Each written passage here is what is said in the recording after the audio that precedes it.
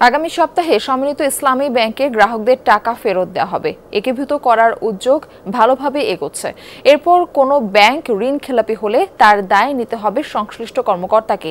এই কথা জানিয়েছেন বাংলাদেশ ব্যাংকের governor doctor Ahsan H Mansur.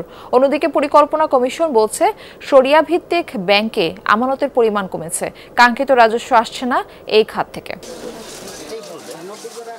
১.৫ বছর আগে রাজনৈতিক পালাবদলের পর অর্থনীতি ছিল কঠিন সন্ধিক্ষণে। বাজারে তখন পণ্য ও সেবার দাম নিয়ে তীব্র ক্ষোভ, দ্রুত কমছিল বৈদেশিক মুদ্রার রিজার্ভ।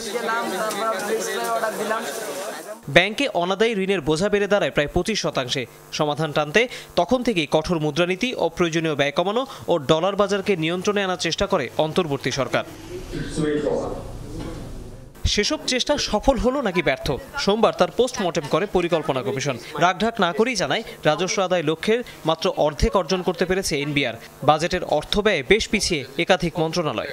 ইনস্টিটিউশনস কাজ না করলে যে অন্যান্য এসডিজির ইনইকুয়ালিটি বা অন্যান্য বিষয়গুলো যে কাজ করে না, পাওয়া যায় না, অ্যাচিভমেন্ট হয় না, তারই একটা রিফ্লেকশন এখানে আছে। বাংলাদেশ এসডিজিতে তার র্যাঙ্ক হচ্ছে 114, হ্যাঁ, এবং আউট অফ 167। এমডিজিতে আমরা ভালো করেছিলাম, কিন্তু এসডিজিতে আমরা ভালো করিনি। অর্থনীতিবিদরা বলছেন, বিপজ্জনক পরনির্ভরশীল অর্থনীতির দিকে এগিয়ে যাচ্ছে বাংলাদেশ। অর্থাৎ সংস্কারের ইচ্ছা থাকলেও অনেক ক্ষেত্রে সাফল্য আসেনি। দুষ্ট চক্রের মধ্যে পড়ে গেছি।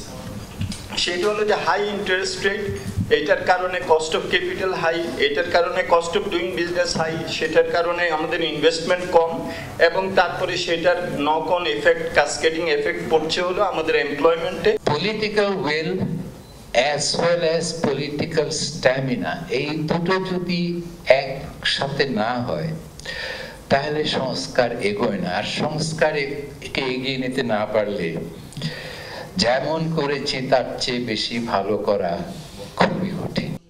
এনবিআর চেয়ারম্যান জানান, প্রচলিত আইন দিয়ে ভ্যাট আদায় করা কঠিন। অন্যদিকে সরকারের ইতিবাচক কার্যক্রম নিয়ে ভুল বার্তা দেওয়ার অভিযোগ প্রেস সচিবের। চিটাগাং কোর্টকে এফিশিয়েন্ট করতে হবে, না হলে আমার ম্যানুফ্যাকচারিং রেভলিউশন হবে না। ম্যানুফ্যাকচারিং হাব হিসাবে আমি এমআরজি করতে পারবো না আমার এত ইনএফিশিয়েন্ট একটা পোর্ট নিয়ে।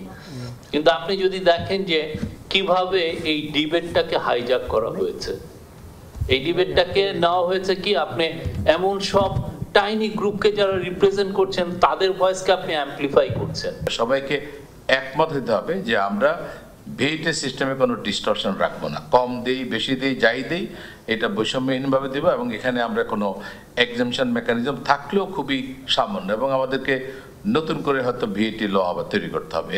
নীতি নির্ধারকরা জানান, গত ১.৫ বছরে অর্থনীতি সংস্কারের লড়াই সহজ ছিল না। ভেঙে পড়েছিল প্রশাসনিক কাঠামো। ক্যাপাসিটি বিল্ডিং এর জন্য এতগুলি যে লোন নিলাম বিশ্ব ব্যাংক থেকে, তারপরে এডিবি থেকে, কোথায় করেছি ক্যাপাসিটি? আমি অবাক হয়ে গেছি। আমার জায়গা আমার প্রজেক্ট ডকুমেন্ট লিখে দেয়, জায়গা আমার ইভেন ক্যান্ডার ডকুমেন্ট লিখে দেয়।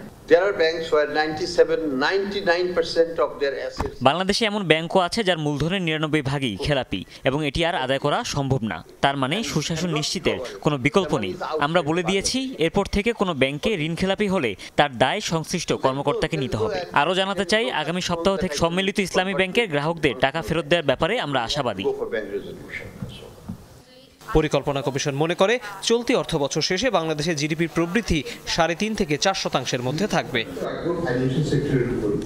তৌহিদ হোসেন, যমুনা নিউজ, ঢাকা।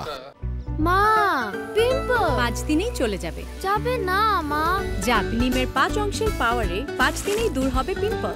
হিমালয়া পিউরিফাইং নিম ফেস ওয়াশ।